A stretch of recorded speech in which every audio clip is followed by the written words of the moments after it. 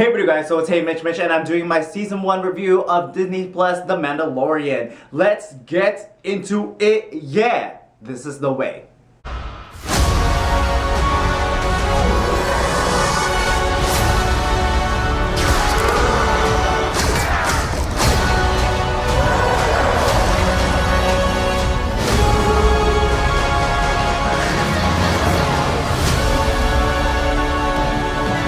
Mandalorian, look outside. They are waiting for you.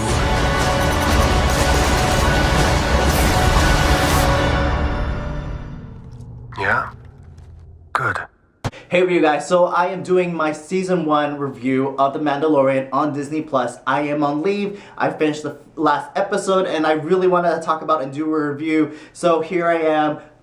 Breaking it down for you guys and all the pluses, cons, and overall and pretty much what we have in store for the future, thoughts and theories and all that good stuff. So real quick, from episode 1 through 8, this series is super awesome. It's super fun, very entertaining. You know, I'm glad that we got to do this like in a span of 7-8 weeks. You know, really just talking through it and actually digesting this rather than just binging it. And I thought it allowed this whole series to really breathe and really enjoy it for what it is. And it's really great to see Dave Filoni and Jon Favreau really do what they do well with storytelling and the Star Wars lore.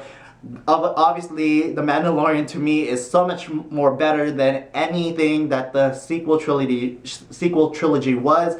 And so yeah, definitely fun. There was a lot of tidbits and Easter eggs and just really solid storytelling, really. So when it comes to the negatives, there really isn't anything. And for those who have seen my episode 1 to 3 review of The Mandalorian, I'll link it below. But I'll just repeat what I said there, and in the sense that if there is anything negative, is that, you know, the episodes are 30 minutes long. You know, I think we are conditioned to have and spoiled to have hour-long episodes, but you know, at least these episodes are very contained, right?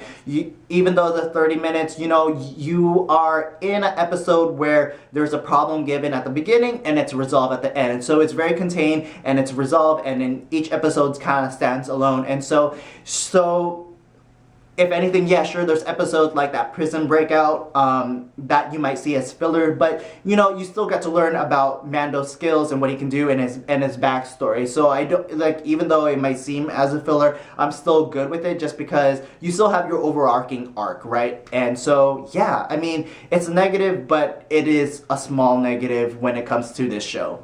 When it comes to the positives, I mean, this show delivers, I mean, right? And so you have someone who is Mando, Din, I forgot his last name, Pedro Pascal's character. You get to see him learn about his notoriety. He's supposed to be a badass, but like already in the first 3 episodes, you see that he still struggles. He's having a hard time fighting a mudhorn. He actually needs other people to kind of save him. He needed IG whatever to come save him, like against that all those people that was defending Baby Yoda in the beginning. And so like, and even Baby Yoda saved him against the mudhorn. And so you see this character that's imperfect, but you still endear and you still empathize with this character, and you grow with this character as well. And so yeah, like I said in my episode 1 to 3 review, this show is very quotable. You have quotes like, "This is the way I have spoken," "That's my line," or "I can bring you in warm, I can bring you in cold." And so like, again, this show has very meaningful, right? And especially going into the second part, which is Baby Yoda. Obviously Baby Yoda is a big portion of this series and a big portion of this first season, right? And you get to see this little thing eat frogs to drinking tea or broth, and then using force abilities. And so like, yeah, I mean, it's very entertaining, right? And so Third, again, it's just good storytelling. You know, you have characters like Cara Dune that you get to see like in episode 4 or 5, or I forgot, but you get to see that character again later in episode 7 and 8, and so yeah, it's totally cool. Like, and it was cool. Like in the beginning, you would want like Mando to be like, make a crew of these people, and he makes a crew at the end, and it's so cool. Overall, again, I had a super fun, awesome time with this series. I am looking forward to season 2, and it does a great job as far as giving you a cliffhanger, which I'll talk about in a moment, but you have an overarching arc, like I said, like, and you have this storyline as far as Mando's bounty on him throughout the whole season. Obviously, it's resolved by the 8 episodes, and then you have a cliffhanger, and it's with Moff Gideon and the Dark Saber. Wow, talk about Star Wars lore. Like, I wanted to learn, so it made me look into what this whole, what is the gravity, what's going on. And I guess looking it up, like the Purge was actually more recent than the Mandalorian Purge was more recent, like in Return of the Jedi era. And so it is more recent, and so Moff Gideon, to have the Dark Saber means so much. I mean, it was left to Bo-Katan, essentially the leader of the Mandalorians, who united the clans together, right, to fight the Empire. And I guess we're going to find out what happens to that. Essentially, I would imagine the numbers of the Empire was too much for the Mandalorians.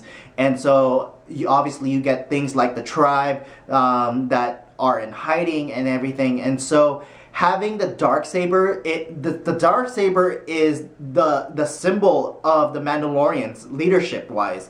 And for Moff Gideon to have it, and then he was saying that he was overseeing the Purge or whatever. And so for him to have the Dark Saber holds a lot of gravity as far as what it means to the rest of the Mandalorians. And so, oh my goodness, wow. So, the slight cliffhanger, or not cliffhanger, but unanswered question type thing is that I hope Ming-Na's character, the assassin, like in episode, I think, 6 or something, I hope that character is still around and still alive, and hopefully we'll get to see Ming-Na's character in season 2. But, like, dude, like, we got, like, obviously, like I said, like, we got to finish this whole arc, we got to, and it's kind of funny, like, this is, like, for Mando to go back to this, the blacksmith, which she got her own badass scene, to go back to the blacksmith and kind of, like, have an achievement unlock. Like, you solve one quest only to get another quest,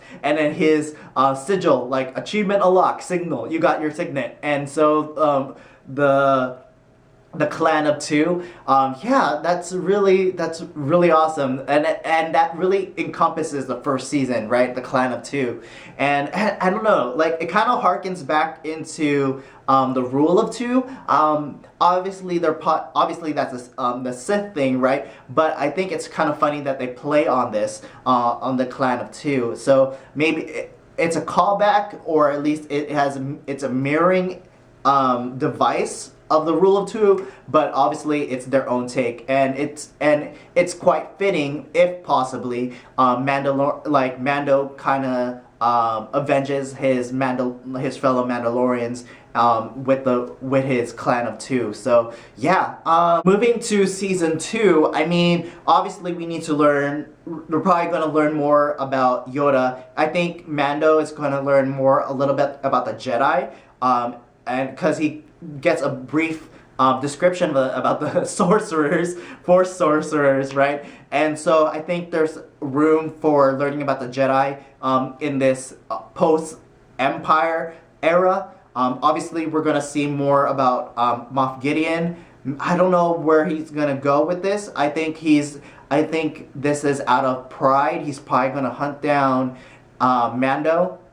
I think he himself probably sees him as a Mandalorian killer, so he does it. I'm pretty sure it's kind of just his vengeance that's probably going to fuel maybe this next season, and obviously it'll be good on Jon Favreau and Dave Filoni if they bring another bad guy into this, as well as going into the next season, right? And so I hope we see more of Cara Dune as well.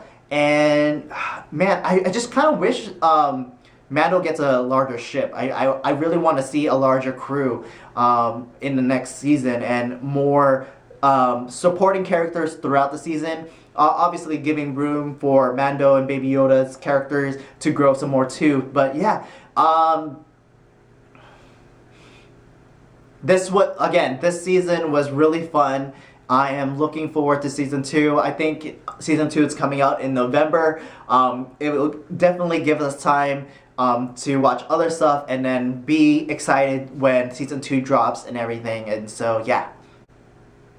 Just wrapping it up, I guess. Do yourself a favor and look up my review. I do at least a small tidbit about the Dark Saber and Bo-Katan, who was supposed to be leading up the Mandalorians and all the houses that kind of swore to her and everything. And so maybe do yourself a favor and like watch like to spend this wave and other people who do breakdowns as far as the Mandalorians and the Dark Saber. And so yeah, looking forward to season 2. Hopefully like it'll just be good and as much quotes and as meanable as the first season. So yeah, with that said, thanks for watching. If you like this video, please like, share, and subscribe. I do other things on my other channel. It's Mandatory Fun with my friend Jen, and you can follow me on my Instagram at HeyMitchMitch, and you can follow my other joint Instagram at It's Mandatory Fun.